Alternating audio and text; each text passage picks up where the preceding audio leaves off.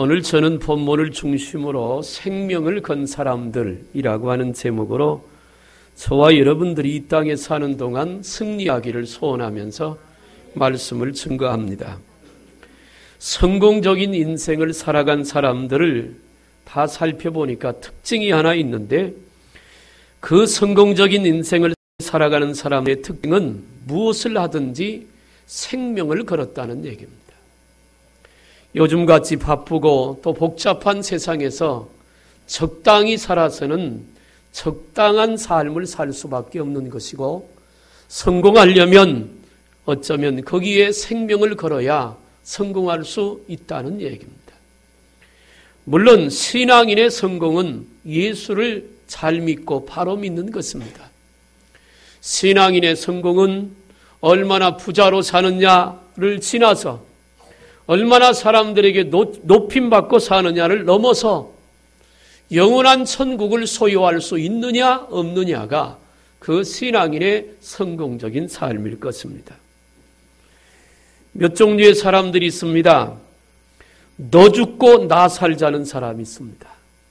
이런 사람들은 별로 무서운 사람이 아닙니다. 너 죽고 나 살자는 사람은 이기주의적인 사람이니까 무서운 사람이 아닙니다. 그보다 훨씬 무서운 종류의 사람이 있는데 너 죽고 나 죽자고 덤비는 사람입니다. 어쩌면 이런 사람은 감당하기가 어려울 것입니다. 제가 얘기 들었던 어떤 깡패 얘기, 부산 시내를 주름 잡았던 두목, 갈보교회 박조준 목사님이 만나보니까 덩치도 조그맣더랍니다. 그래서 물어봤답니다. 선생님 보기에 키도 작고 덩치도 작은데 어떻게 그 덩치 가지고 부산을 주름 잡았느냐고 그랬더니 피식 웃으면서 하는 말이 들릴 듯 말 듯하게 한마디 던지더랍니다. 생명을 걸면 됩니다. 생명을 거는 사람이 제일 무섭습니다. 그런데 성경에는 생명을 너 죽고 나 죽고 하는 사람보다 더 무서운 한 사람을 소개하고 있는데, 너 살고 나 죽자는 사람입니다. 너 살고 나 죽자. 이 정신이 예수님의 정신입니다. 예수님은 이 땅에 오셔서 너 살고 나 죽는 마음으로 십자가를 지셨고, 주님이 죽고 우리를 살리기 위해서 주님이 죽으심으로 우리는 그분 때문에 영원한 생명을 얻고 이 땅에 서서 승리하게 되는 줄로 믿으시길 바랍니다. 무슨 일이든지 생명을 걸고 덤비면 불가능한 일이 없는 겁니다. 그 생명을 걸고 하려고 하는 그 열정 속에 하나님의 도우심이 있다면 금상첨화일 거예요. 나는 저와 여러분들이 하루하루를 살아가며 안일하게 살지 말고 그날이 마지막인 것처럼, 제 핸드폰에도 카톡이 올라 있는데 대부분의 성도님들의 전화번호가 대부분 다 있습니다. 근데 어떤 분 보니까 이렇게 글을 올려놨더라고요. 오늘이 마지막인 것처럼 살자. 아마도 그분은 보지 않아도 그 삶에 최선을 다해서 매일같이 살 것입니다. 그러나 그날을 어제 지낸 것처럼 오늘 보내고 내일 또 보낸다면 그 사람의 삶은 그 수준에서 크게 벗어날 수는 없을 거예요. 사랑하는 여러분, 이왕 사는 인생 하루하루가 능력 있고 권세 있고 풍성한 열매를 맺을 뿐 아니라 우리 마음에 하나님의 천국을 이루고 사는 축복과 은혜의 삶이 되기를 주님의 이름으로 축원합니다. 저는 오늘 몇 사람을 소개하려고 합니다. 성경에 등장한 사람이에요. 첫째는 목표에 생명을 건 사람이 있었습니다. 그게 누구냐면 여호수아입니다. 애굽 땅에서 이스라엘 백성들이 430년간 고통 속에 종살이를 했습니다. 그들의 소원은 한결같이 이 노예 생활을 벗어나서 하나님이 허락하신 젖과 꿀이 흐르는 가나안 땅에 들어가는 것이 소원이었습니다. 하나님은 모세라고 하는 선지자를 통해서 이스라엘 백성을 애굽에서 이끌어냅니다. 그리고 광야 40년 사람이 도저히 살 수 없는 척박하고 메마른 그 땅에서 하나님께서 지키시고 인도하심으로 40년을 잘 견디게 하십니다. 그러다가 가나안 땅을 지척에 두고 모세는 죽고 여호수아가 이스라엘의 지도자가 됩니다. 여호수아는 두 가지 두려움이 있었습니다. 하나는 이스라엘 백성들이 교만해서 말을 잘 듣지 않는다고 하는 것이 걱정이었고, 또 하나는 여호수아는 이미 가나안 땅을 정탐하고 돌아온 사람이니까 가나안 땅에 어떤 사람들이 사는가를 잘 압니다. 그런데 하나님께서 여호수아에게 오셔서 말씀합니다. 모세와 함께한 것처럼 내가 너와 함께할 것이다. 내가 발바닥으로 밟는 그 땅을 내가 너와 후손에게 다 줄 것이다. 놀라지 말고 두려워하지 말라. 내가 너와 함께함이니라. 내가 내게 명령한 율법을 주야로 지켜 묵상하고 행하면 내 길이 평탄하고 형통하게 될 것이다. 내가 너와 함께함이니라. 하나님께서 여호수아에게 약속을 합니다. 여호수아는 그때부터 마음이 담대해지기 시작합니다. 내 목표는 200만이 넘는 이스라엘 백성들을 하나님이 허락하신 축복의 가나안 땅에 정착시키는 데 있다. 목적을 두고 가나안 정복을 시작합니다. 보통 한 나라를 빼앗고 한 나라를 이기려면 군사력이 커야 합니다. 내가 싸우려고 하는 나라보다 군사력이 좋아야, 좋은 무기를 갖고 있거나 전략이 좋아야 그 나라를 이길 수 있고 뺏을 수 있습니다. 그러나 여호수아와 이스라엘 백성들은 전략이 없습니다. 조직된 훈련된 군사도 없습니다. 무기도 없습니다. 여호수아와 이스라엘 백성들이 붙잡는 건 딱 하나입니다. 하나님의 약속입니다. 하나님이 주신다고 하신 그 땅, 하나님이 주실 줄로 믿는 믿음입니다. 내가 비록 가진 것 없고 내세울 것 없지만 하나님이 함께 하시면 그 땅은 반드시 정복되고 차지할 것이라고 하는 확고한 신념이, 목표가 여호수아와 백성들 가운데 있었습니다. 오늘 우리에게도 분명한 삶의 목표가 있어야 합니다. 중고등부 아이들을 붙들고 물어봅니다. 너희들 앞으로의 삶의 목표가 뭐냐 물어보면 일부 아이들은 잘 모르겠다고 대답을 합니다. 아직 판단력이 어려서 생각이 부족해서 목표를 세우지 못하는 아이들이 많은 것을 알 수 있습니다. 그러나 어렸을 때부터 또 그 나이에 맞게, 형편에 맞게 삶의 목표는 굉장히 중요합니다. 유명한 책 중에 목적을 이끄는 삶이라고 하는 책이 있습니다. 그 제목만 놓고 보면 이런 것입니다. 한 사람이 목표를 세우면 그 목표가 삶을 이끌어간다는 말입니다. 여러분, 목표는 수단이 아니고 방법입니다. 목표 자체가 그 삶을 적극적으로 살게 만드는 방법이 되는 거예요. 사랑하는 여러분, 우리 예수 믿는 사람들에게도 하나님의 은혜로 말미암아 분명한 목표가 세워지길 바랍니다. 하나님 앞에 좀 더 아름답게 쓰임받고자 원하는 그런 목표, 또 하나님의 축복의 주인공 되고 싶은 그런 목표, 나를 통해서 고통당하는 사람들에게 위로가 되고 멸망당하는 자들을 구원해내려고 하는 하나님 앞에 다른 사람에게 위로받고 다른 사람에게 위로를 주고 힘을 줄 수 있는 그런 은혜롭고 아름다운 목표가 우리 가운데 세워지기를 주님의 이름으로 축복합니다. 여호수아가 가나안 땅을 정복하려고 요단강가에까지 갔습니다. 그런데 하필 홍수가 났습니다. 물이 많아 뚝이 넘쳐 흐릅니다. 하나님 앞에 기도합니다. 200만이나 넘는 노약자, 저 젖먹이 아이부터 노인들까지 다 있는데 어떻게 홍수난 요단강을 건너갑니까? 하나님께서 말합니다. 법궤를 맨 제사장들이 요단강에 들어가라. 생각해보면 인간적으로는 옳은 방법이 아닙니다. 홍수가 나서 뚝이 넘칠 정도로 물이 많은 그 강에 그냥 들어가라니 그건 우리 생각과 우리의 지식에 맞지 않는 얘기입니다. 그런데 하나님께서 말합니다. 들어가라. 그래서 법궤를 맨 제사장들이 요단강에 발을 들여놓습니다. 그것은 나머지 사람들을 위한 생명을 건 행동입니다. 절박한 결단이 없으면 그런 행동이 나오지 않습니다. 신기하게도 하나님의 말씀대로 덮개를 맨 제사장들의 발이 요단강에 닿자마자 그 강이 갈라진 줄로 믿습니다. 그래서 200만 명이 마른 땅처럼 건넜어요. 사랑하는 여러분, 나는 여러분들에게 목표가 있길 바랍니다. 특별히 예수 안에서 하나님께서 주신 꿈이, 비전이 우리 가운데 있어야 할 줄로 믿습니다. 꿈이 없는 민족은 망한다고 했습니다. 예수 믿는 사람들에게는 꿈이 분명히 있어야 할 줄로 믿습니다. 꿈이 있다면 그 꿈을 향한 행동이 나오게 됩니다. 행동이 나오게 되면 꿈은 이루어지게 되는 거지요. 유토피아를 쓴 토마스 모어라고 하는 사람은 생명을 걸고 사회 정의를 외친 존경스러운 사람입니다. 그가 책을 쓴 이유는 당시 헨리 8세 학정을 지적하고 바른 정치를 하게 하려고 썼습니다. 헨리 8세는 13번이나 이혼을 했습니다. 폭정을 했습니다. 그런 헨리 8세에게 토마스는 왕에게 손가락질을 하면서 외쳤습니다. 당신이 사람이요?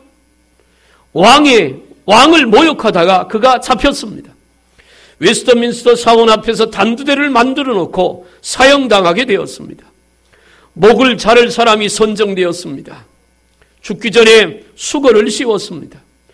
그리고 사형당하려고 누워있는데 무에게 와서 어떤 사람이 말을 합니다. 선생님, 제가 수건을 써서 누구인지 모르시겠지만 저는 선생님을 잘 압니다. 선생님이 국무총리로 있을 때 문지기로 있었습니다. 우리 가정이 어려울 때 도와주시고 저를 승진시켜 주셨습니다. 그 은혜를 입은 제가 어떻게 선생님을 죽일 수 있겠습니까? 그때 토마스 모어가 말합니다. 그런 걱정 마시오. 당신 때문에 내가 하나님을 빨리 만날 수 있으니 얼마나 고마운 일입니까? 그리고 죽었습니다. 생명을 걸고 할 일을 하는 사람은 그 당시뿐 아니라 후대 사람들에게도 존경을 받습니다. 사랑하는 여러분, 나는 여러분의 삶 속에 분명한 목표를 갖고 열정을 가지고 살아가는 삶이 되기를 주님의 이름으로 축복합니다. 요즘에는 목표가 없고 꿈이 없어서 인생을 포기하는 사람들이 많이 있습니다. 왜 사람들이 자살을 하느냐 하면 꿈이 없기 때문에 그렇습니다. 이루려고 하는 열정, 목표가 세워지지 않으니까 그래서 인생을 포기합니다. 예수 믿는 사람들에게는 분명한 꿈이 있을 때 그 꿈을 갖고 믿음으로 달려가는 것에 이루어지는 축복이 있게 될 줄로 믿습니다. 두 번째는 믿음을 지키는데 생명을 건 사람들이 있는데 그들의 이름은 이렇습니다. 한번 따라해 보세요. 사드락과 메삭과 아벳느고. 이 세 사람은 다니엘의 친구입니다. 예루살렘이 멸망을 당할 때 바벨론으로 포로로 잡혀간 포로인들입니다. 이 사드락과 메삭과 아벳느고는 바벨론 왕 느부갓네살 왕 밑에서 왕의 총애를 받아서 왕국의 높은 자리에까지 앉았던 벼슬아치들입니다. 그런데 이 세 사람이 그 자리에까지 이르게 된 것은 믿음을 지켰기 때문입니다. 느부갓네살 왕은 마음이 넓은 사람이에요. 비록 포로로 잡혀온 사람들 중에서도 인재가 있으면 그들을 앞길을 인도해 주었던 마음이 넓게 정치를 하는 그런 왕이었습니다. 그런데 하나님의 은총을 입어서 사드락과 메삭과 아벳느고가 왕의 총애를 받아 사랑을 받게 됩니다. 그러자 그를 시기하는 사람들이 나와서 하나의 법을 만듭니다. 그 법은 뭐냐면 여러 금으로 왕의 신상을 만들어 놓고 그 신상 앞에만 절하게 하는 겁니다. 나팔소리, 징소리가 들리면 모든 백성들은 그 신상을 향하여 절을 하도록 만드는 거예요. 그런데 하나님의 말씀이 있습니다. 나 외에 다른 신에게는 절하지 말라. 이 세 친구는 하나님을 잘 섬기는 믿음의 사람입니다. 자기들이 높은 자리에 앉은 것도 하나님의 은혜로 된 것이지요. 그래서 그들은 왕의 신상 앞에 절하지 않기로 결정을 합니다. 그러다가 왕이 그들을 잡았습니다. 법이 있으니까. 왕은 그 세 사람을 총애하고 사랑하기 때문에 세 사람에게 권고합니다. 이런 법이 만들어졌으니까 금신상 앞에 절을 해라. 그럼 내가 살려줄게. 다른 사람들 같으면 잡히자마자 죽였을 겁니다. 그런데 왕은 세 사람을 청의하니까 기회를 준 겁니다. 내가 부탁한다. 왕으로서 부탁하니까 금신상 앞에 절해라. 그럼 다른 풀무불 속에 넣어서 너희를 태워 죽이진 않을 것이다. 그랬더니 세 사람이 왕 앞에 단호하게 말합니다.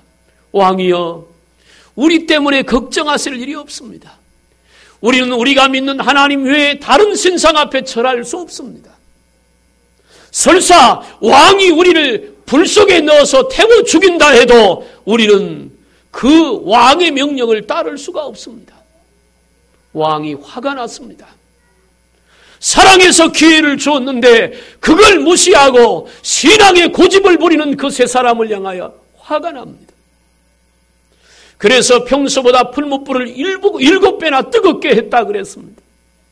이 세 사람이 왕 앞에 말합니다. 왕이 만약에 우리를 불 속에 넣으면 하나님께서 우리를 건져주실 겁니다. 그런데 그렇게 하지 아니해도 우리는 우상을 섬길 수가 없습니다. 신상 앞에 절할 수 없다고 자기의 믿음을 지킵니다. 왕이 화가 나서 평소보다 풀무불을 7배나 뜨겁게 해서 세 사람을 묶어 불 속에 던져 넣었습니다. 세 사람을 넣었는데 던져놓고 다시 불 속에 살펴보니 세 사람이 아니라 네 사람입니다. 성경은 이렇게 말합니다. 그 중에 하나는 신의 아들 같았더라. 사드락과 메삭과 아벳느고가 자기의 믿음을 지키기 위하여 생명을 걸었습니다. 환경이나 형편이나 조건에 타협하지 않았습니다. 자기가 믿는 신앙, 생명 걸고 지켰습니다. 그 생명을 걸고 지키는, 믿음 지키는 그들 위해 우리 주님께서 오신 줄로 믿습니다. 왕이 깜짝 놀랐습니다. 나오라고 나왔습니다. 분명히 불 속에 있을 때는 네 사람이었는데 세 사람만 나왔습니다. 그리고는 그들을 살펴보니까 머리털 하나 그르지 않고 다른 냄새도 나지 않았다. 그렇게 말합니다. 왕이 다니엘서 3장 30절에 보니까 왕이 드디어 사드락과 메삭과 아벳느고를 바벨론도에서 더욱 높이니라. 여러분, 생명을 걸고 믿음을 지켰던 이 세 사람을 하나님께서는 더 높이신 줄로 믿으시길 바랍니다. 요즘을 포스트 모더니즘 시대라고 합니다. 모든 것이 혼합되어져 있습니다. 우리 기독교는 유일신 사상입니다. 하나님만이 절대자고 하나님만이 참신인 줄로 믿습니다. 그런데 교회 안에도 혼합주의가 들어왔습니다. 그래서 진리가 왜곡이 됩니다. 하나님의 말씀이 변질이 됩니다. 사랑하는 여러분, 지금처럼 혼란스러운 이 시대에 믿음을 잘 지켜가길 바랍니다. 그것이 우리가 승리하는 길입니다. 믿음을 지키는 자를 하나님은 높여주시고 믿음을 지키는 자에게 하나님은 축복으로 보상해 주실 줄로 믿습니다. 생명을 걸고 믿음을 지킬 이유가 있습니다. 우리에게는 영원한 천국이 있고 이 땅에 사는 동안도 승리할 수 있기 때문에 할 수 있거든이 무슨 말이냐? 믿는 자에게는 능치 못함이 없느니라. 살아계신 하나님을 믿고 나를 위하여 십자가에서 죽으신 예수 그리스도의 대속을 믿고 오늘도 성령으로 우리 안에 임재하시는 성령의 임재를 믿으면 하나님께서 우리를 붙잡아서 승리하도록 축복되도록 인도해 주실 줄로 믿으시길 바랍니다. 사드락과 메삭과 아벳느고는 생명을 걸고 믿음을 지킨 자입니다.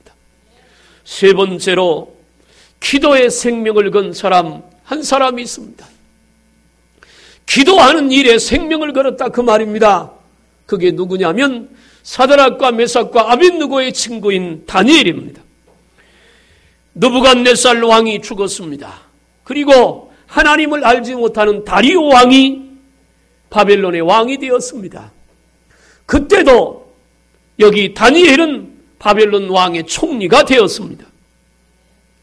포로로 데리고 온 다니엘이 똑똑하고 총명하며 하나님의 은총이 그에게 있어서 그 나라 방백들을 다스리는 총리로 세움을 받았습니다.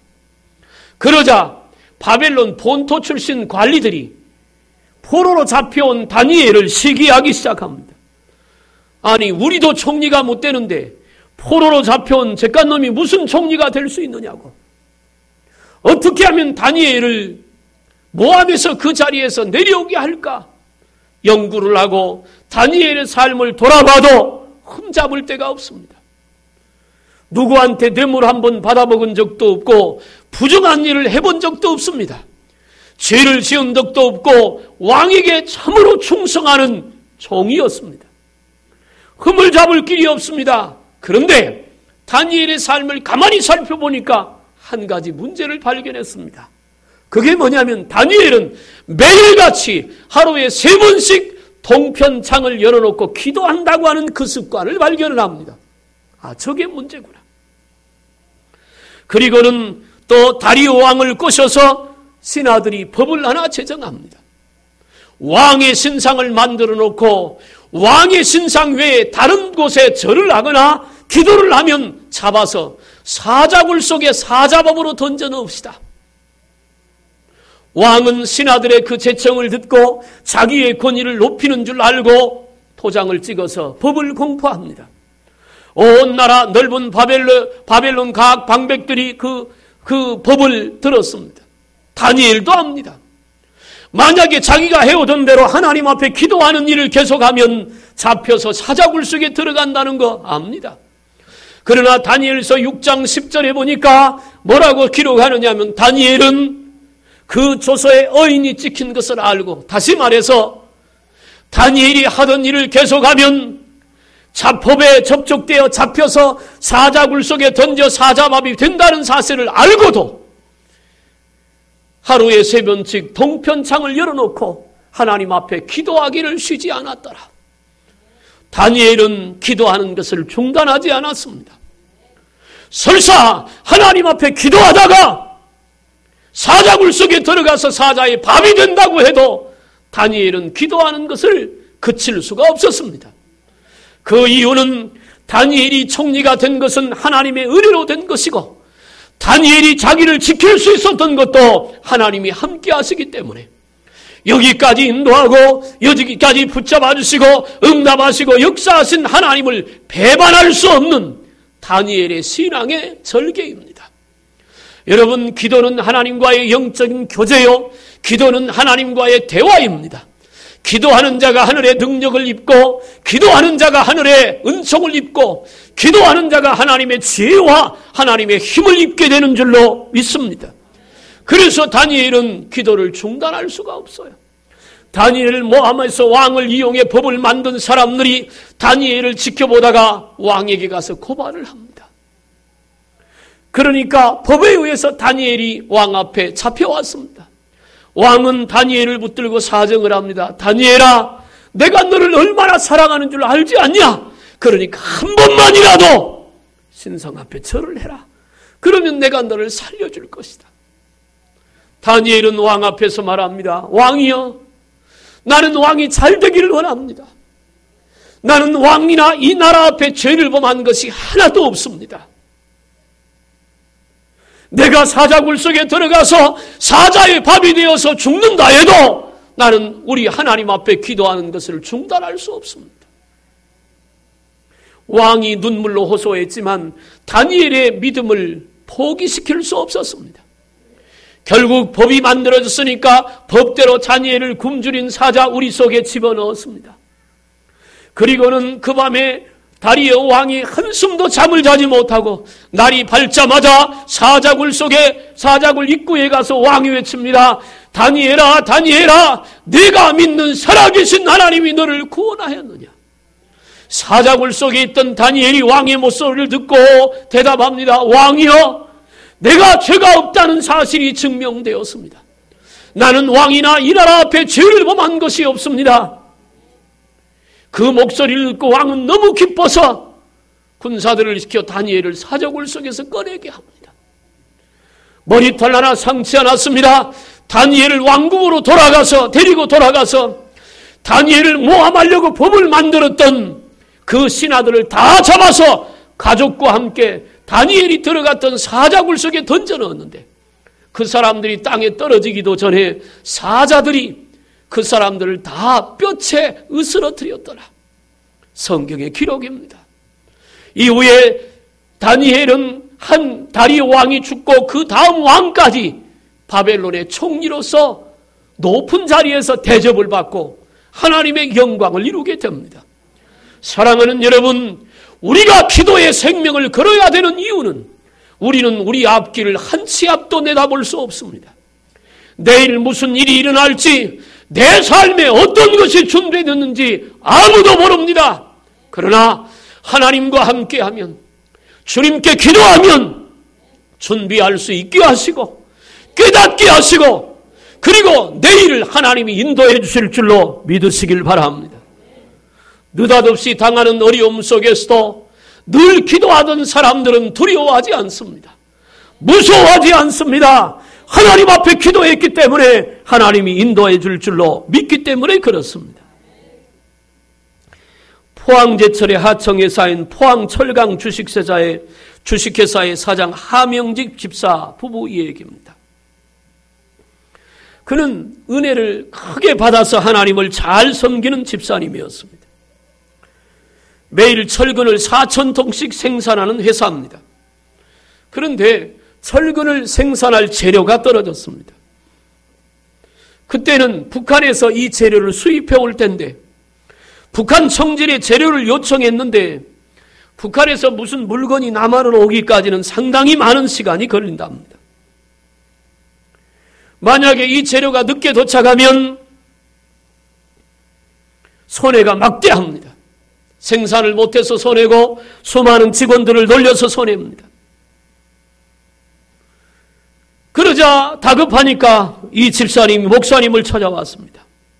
목사님, 기도해 주세요. 이 문제가 빨리 해결되어서 잘 회사가 돌아갈 수 있도록 기도해 달라고. 그리고는 주변에 있는 목사님들을 초청해서 목사님과 함께 식사 대접을 합니다.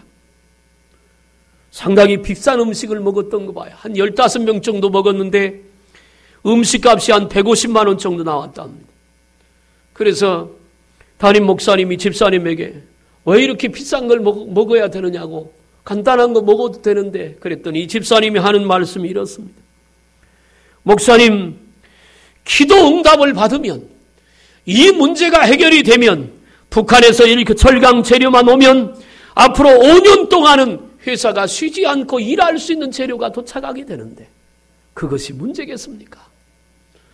그런데 놀라운 사실은 목사님들과 함께 집사님이 믿은 대로, 기도한 대로 문제가 해결되어서 향후 5년 동안 쉬지 않고 일할 수 있는 그런 하나님의 은혜와 축복이 임한 줄로 믿으시길 바랍니다. 기도는 응답이 됩니다. 기도는 만사를 변화시킵니다. 기도하면 되는 줄로 믿습니다. 생명을 걸고 기도하는 사람에게 하나님은 반드시 응답 주실 줄로 믿으시길 바랍니다. 에서가 야곱이 형 에서와 원수지간이 되었습니다. 외삼촌 집에 가서 20년 동안 살며 부자가 돼서 돌아오는데 형 에서가 동생에 대한 원한을 풀지 않고 400명의 군사를 거느리고 죽이겠다고 마주온다는 소식을 듣고 야복강 나루터에서 야곱은 기도로 생명을 겁니다.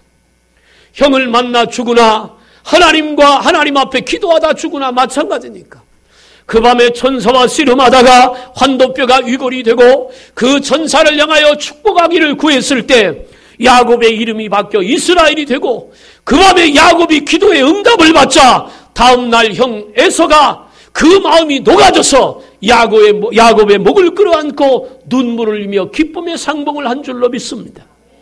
생명을 걸고 기도하면 하나님이 역사하고 생명을 걸고 기도하면 이기지 못할 일, 해결하지 못할 일이 없을 줄로 믿으시길 바랍니다. 하나님은 살아계셔서 우리가 하는 기도를 들으시고 응답하시는 분이세요. 어렵다고 낙심만 하지 말고 힘들다고 한숨만 짓지 말고 괴롭다고 원망과 불평하지 말고 그 시간 있으면 하나님 앞에 기도하십시오. 믿음의 기도는 역사하는 힘이 많을 줄로 믿습니다. 네 번째, 오늘 본문에는 한번 따라합시다. 복음 증거에 생명을 건 바울. 예수의 복음을 증거하는 일에 생명을 건 바울이라고 하는 사람에 대한 얘기입니다. 바울은 다메섹 도상에서 부활하신 주님을 만났습니다. 나는 이 자리에 있는 여러분 모두가 다 부활하신 예수님을 만날 수 있길 바랍니다. 주님을 만나야 합니다. 살아계신 주님을 만나야 그 영혼이 변화가 되고 살아계신 주님을 만나야 그 마음이 불이 붙게 되는 줄로 믿습니다. 그 주님을 만나지 못하고 신앙생활하면 갈등이 많습니다. 주님을 만나지 못하고 교회를 다니면 여러 가지 시험거리들이 많지만 주님을 만나고 나면 최고 우선에 예수님이겠습니다. 두려운 것도 무서운 것도 없습니다. 죽는 것도 두렵지 않습니다. 난 여러분들이 주님을 다 만나서 세상을 이기는 믿음의 소유자들이 다 되기를 바랍니다.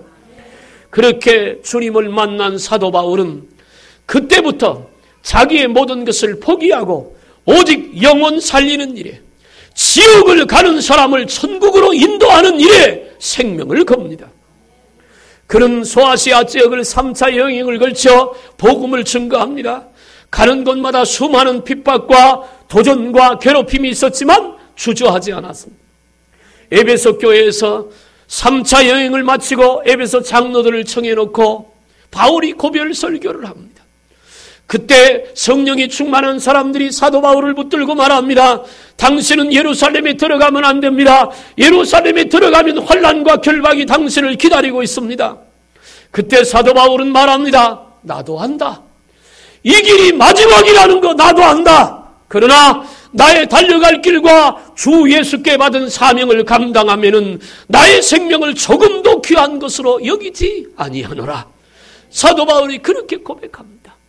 내가 예수의 복음을 증거하다가 이 길이 마지막이 되어서 가서 죽는다 해도 나는 이 복음 증거하는 일을 포기할 수 없다. 사랑하는 여러분, 누군가가 나를 전도해서 나도 예수 믿게 되었습니다. 그러면 나도 죽어가는 누군가에게 예수의 복음을 전하는 자가 되어야 할 줄로 믿습니다. 우리 예수님의 가장 큰 소원은 선국 복음의 전파입니다. 천하보다 귀한 것이 한 영혼이라고 했습니다. 죽기 전까지라도 예수 믿게 해야 합니다. 그들을 구원해야 될 삶의 사명이 교회에 있고 저와 여러분들에 있는 줄로 믿습니다. 어느 성도님은 하루에 전도지를 7장씩 뿌리기로 서원했답니다. 어느 날 그가 깨달은 것은 하나님이 제일 기뻐하시는 일을 하여야 하나님이 축복을 주신다고 믿었기 때문에, 그래서 하루에 7장씩 무조건 만나는 사람에게 전도지를 주자. 그가 1년 한 해 동안 255명을 전도했답니다.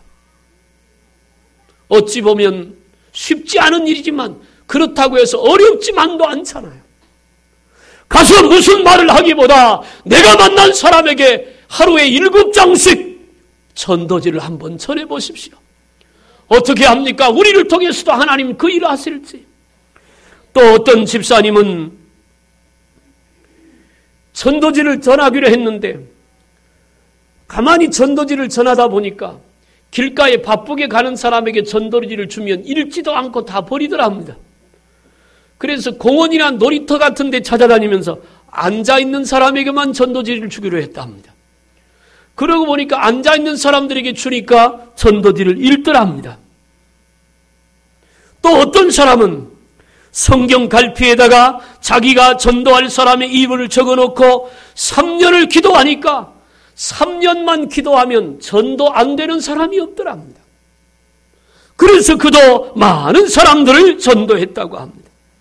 어떤 집사님은 말주변이 없는데 전도가 하고 싶어서 전도할 집을 1년간 거의 매일 한 번씩 찾아가서 앉아서 얘기하다가 문고리 붙들고 기도만 하고 왔는데 그 집도 다 전도가 되더라 합니다. 또 어떤 집사님은 말 주변이 없어서 그 집에 가서 1년간 대문에 십자가를 그리고 왔는데 그의 영혼들도 다 구원받았다는 겁니다.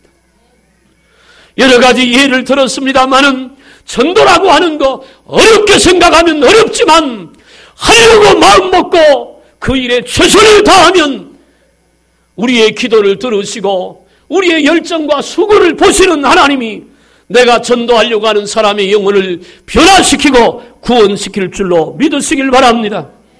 하나님이 제일 기뻐하는 것이 전도입니다. 우리는 생명을 걸고 전도하는 일에 최선을 다해야 할 줄로 믿습니다. 이제 말씀을 마치려고 합니다. 성경은 생명을 아끼지 않고 믿음을 지킨 사람들의 기록입니다. 성경은 생명을 아끼지 않고 기도한 자들의 행진이고, 성경은 생명을 아끼지 않고 복음을 전한 전도자들의 일기입니다. 사랑하는 여러분, 여러분들의 인생에 있어서 가장 중요한 것을 무엇이라고 생각합니까? 돈일 수도 있습니다. 그런데 그 돈이 때로는 우리를 불행하게 만들 수도 있습니다. 어떤 사람은 출세라고 생각할 수도 있습니다. 그런데 그 출세가 과연 얼마나 갈까요? 우리가 생명을 걸고 지켜야 될 것, 믿음입니다. 하나님을 향한 열정, 신앙입니다. 거기에 하나님의 역사가 있고 축복이 있는 줄로 믿습니다. 믿음은 생명을 걸 만한 것입니다. 이 땅에 사는 동안도 승리와 축복이 보장되고 영원한 천국이 보장되기 때문에 그렇습니다. 여기 네 사람의 생명을 건 사람을 소개했는데 저와 여러분 모두가 다 신앙 안에서 생명을 건 믿음의 사람들로 축복의 주인공들이 다 되기를 주님의 이름으로 축원합니다. 기도하겠습니다. 살아계신 하나님 아버지, 오늘 또 많은 사람들 가운데 우리를 불러 예수 믿게 하심을 감사합니다.